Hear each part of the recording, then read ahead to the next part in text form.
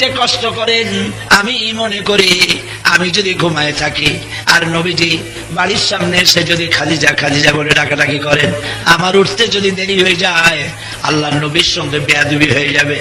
এইটা মনে করে বিছানায় না ঘুমায়া যতক্ষণ আপনি বাড়ি না ফেরেন এই দরজাটার সাথে আমি পিঠ লাগাইয়া দাঁড়াইয়া দাঁড়াইয়া ঘুমাই। হযরত আয়েশা বলেছেন, আমাদের বাড়িতে তেমন রান্না বান্না হতো না, মাসের পর মাস চুলায় আগুন জ্বলতো না, গোশত খুব কমই আমাদের কিসমতে হতো। মাঝে মধ্যে যদি কোন ছাগল বা বকরি অথবা দুম্বা যদি হাদিয়া আসতো, সেটাকে জবাহ করে গোশত ভাগ করে হুজুর সবাইকে দিতেন। আবার কিছু গোশত পোটলা বেঁধে নিয়া নবীজি মদিনার রাস্তায় রাস্তায় ঘুরে বেড়াতেন। খাদিজার কোন আত্মীয় বা বান্ধবী যদি খুঁজে পাওয়া যায়। চরিত্র কাকে বলে? চরিত্র কাকে বলে? সর্বপ্রথম রাসূলুল্লাহর উপর ঈমান আনলেন তার স্ত্রী। সুবহানাল্লাহ। সর্বপ্রথম স্ত্রীর উপর ঈমান আনলেন। খাদেম, আপনি কেমন মানুষ আপনার বউ জানে ভালো, আর জানে আপনার ড্রাইভার। বছরের পর বছর যে ড্রাইভার আপনার সাথে যা থাকে, বাড়িতে যে কাজের লোক থাকে, ওই জানে আপনার চরিত্র কেমন। ঠিক কিনা বলেন? হযরত যায়েদ রাসূলুল্লাহর খাদেম। সুবহানাল্লাহ। রাসূলুল্লাহ বললেন, ঈমান আনো, আমি নবী, আমার উপর ঈমান আনো। হযরত যায়েদ একটু দেরি করে নাই, সাথে সাথে মুসলমান হয়ে গেছেন। আর বলেছেন, মুহাম্মদ অবশ্যই আপনি আল্লাহর নবী, আপনার সাথে থেকে আপনার যে ব্যবহার পাইছি, নবী ছাড়া সাধারণ মানুষের এইরকম ব্যবহার হইতে পারে না। এবার দেখেন আল্লাহ কি বলেন। আল্লাহ রাব্বুল আলামিন নবীজির সার্টিফিকেট দুনিয়ার কে দিল না দিল কিছুই আসে যায় না। মুহাম্মদ সাল্লাল্লাহু আলাইহি ওয়াসাল্লামের স্রষ্টা আল্লাহ রাব্বুল আলামিন এই কোরআন শরীফের ভিতরে নবীজির সার্টিফিকেট দিতেছেন, ওয়া ইন্নাকা লাআলা খুলুকিন আযীম। নবী হে, উন্নত মহৎ চরিত্রের উপরে আপনি প্রতিষ্ঠিত। সুবহানাল্লাহ। আযীম, আরবিতে আযীম কারে বলে? চওড়া, অনেক চওড়া, প্রশস্ত। এটাকে আরবিতে বলে আরিদ। অনেক গভীর, এটাকে আরবিতে বলে আমিক।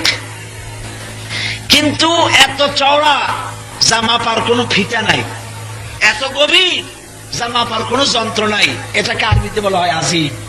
ও নবী, আপনার চরিত্র মাপার যন্ত্র আকাশের নিচে জমিনের উপরে নাই। সুবহানাল্লাহ বলো, বুক ভরে বলো সুবহানাল্লাহ। ফাইনা তাযহাবুন, কোথায় যাও? কি এর নেতা, কিসের ছবি? রাসূলুল্লাহর দিকে যাও।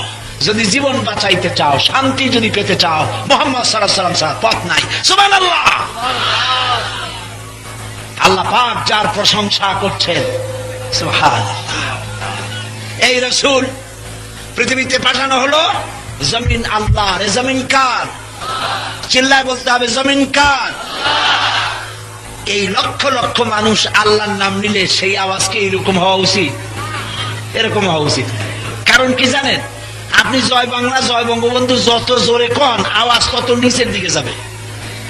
পৃথিবীর একমাত্র স্লোগান আল্লাহু আকবার বলবেন যত জোরে, আওয়াজ হবে তার 100 গুণ। কারণ আপনি যখন আল্লাহু আকবার বলেন, তখন আকাশ, বাতাস, ইথার, অক্সিজেন, জেন, ফেরেশতা সবাই আপনার সাথে ধরে এই স্লোগান। চিল্লায় বলেন আল্লাহু আকবার।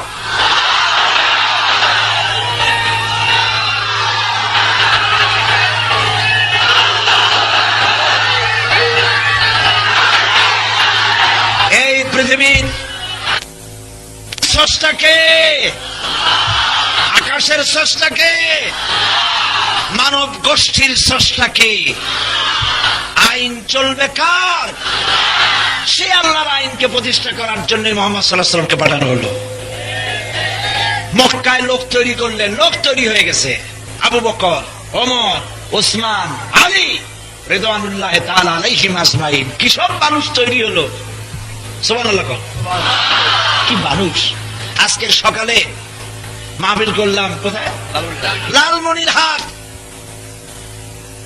লালমনিরহাটের সরকারি কলেজ ময়দান টাইটুম্বুর সকালবেলায়, সকাল 11টায় বোধহয় বক্তৃতা করলাম। আমি বললাম এই পৃথিবীর বুকে মুহাম্মদুর রাসূলুল্লাহ সাল্লাল্লাহু আলাইহি ওয়াসাল্লাম যে মানুষ বানাইছেন, পৃথিবীর অক্সফোর্ড বিশ্ববিদ্যালয়ে আমি প্রোগ্রাম করেছি, ক্যামব্রিজ বিশ্ববিদ্যালয়ে প্রোগ্রাম করেছি, বোস্টন হার্ভার্ড ইউনিভার্সিটিতে প্রোগ্রাম করেছি, ক্যালিফোর্নিয়া বিশ্ববিদ্যালয়ে প্রোগ্রাম করেছি।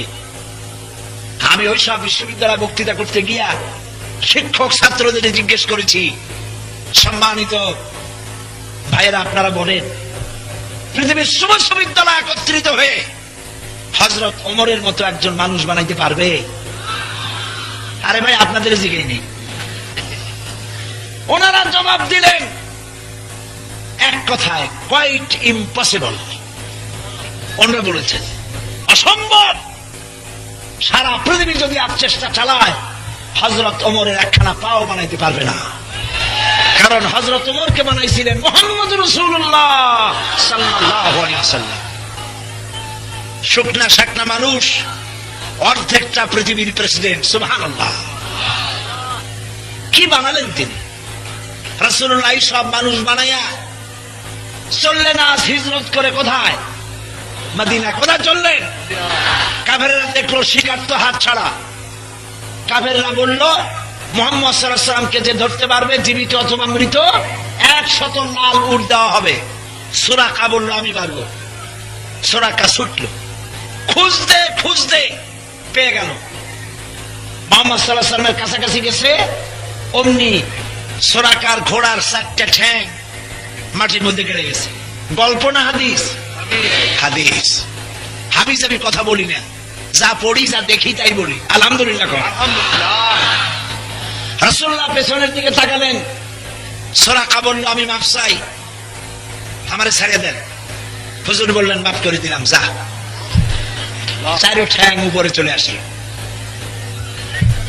উপরে চলে আসছে, কিন্তু সুরাকার মাথার মধ্যে চিন্তা ঢুকলো 100 লাল উট কেমনে ছাড়ি? আবার দৌড়াইছে পিছনে, আবার 4 ঠ্যাং ঢুকে গেছে। ভাই মাফ চাই। হুজুর কান দিলাম, মাফ করে যা।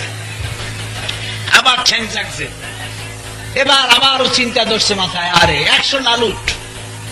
আবার পিছনে পিছনে গেছে।